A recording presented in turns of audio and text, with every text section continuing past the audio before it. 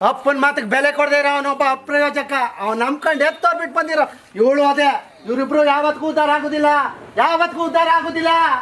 ಓಹೋ, ಇವನೇನ್ ದೊಡ್ಡ ಸೂರ್ಯವಂಶ ಫಿಲಮಲ್ಲಿ ಬರೋ ಸತ್ಯಮೂರ್ತಿಗಳು.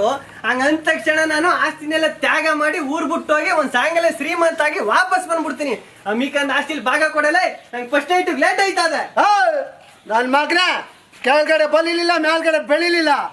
ಆಗ್ಲೇ ಭಾಗ ಕೇಳ್ತಿಲ್ಲ. ಭಾಗ ಭಾಗ ಅಲ್ಲ, ಇವತ್ತಿನ ನಟ್ಟಿಲ್ ಕೂತ್ಕೊಳ್ಳಕ್ಕೂ ಜಾಗ ಇಲ್ಲ. ಇನ್ಮ್ಯಾಕ್ ನೀನ್ ಯಾರೋ ನಾನು ಯಾರೋ ಜಪ್ತಿ ಮಾಡಿಕೊ ಮಗನ.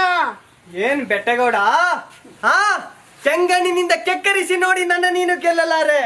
ಈಗ ಶಕ್ತಿ ನಿನ್ನಲ್ಲಿಲ್ಲ, ಬಡೈದ್ನ ವಯಸ್ಸಾಗ್ಬಿಟ್ಟದೆ.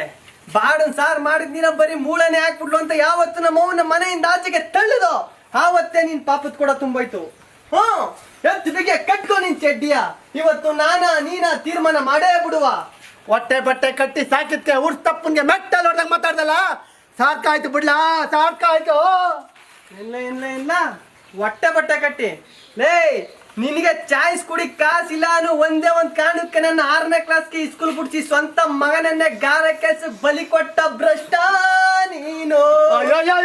ಇಷ್ಟು ಅವಮಾನ ಆದ್ಮೇಲೂ ನಾನ್ ಬದುಕ್ಬೇಕ? ನಾನ್ ಸಾಕೋಯ್ತೀನಿ,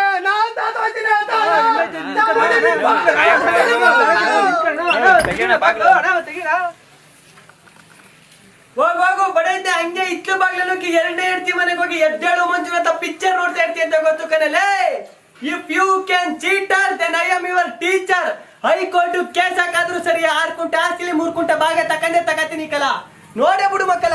ಅಲ್ಲ ಕಲ್ಲ ರಾಮಾಚಾರಿ, ಜಾತಿ ಕುಲ ಗೋತ್ರ ಗೊತ್ತಿಲ್ದಿರೋ ಹೆಣ್ಣ ಕರ್ಕೊಂಡಿದ್ದೀರ. ಆ ಊರನ್ನ 4 ಜನ ಗೊತ್ತಾದ್ರೆ ಏಲ್ಲ ಅನ್ಕತಾರ.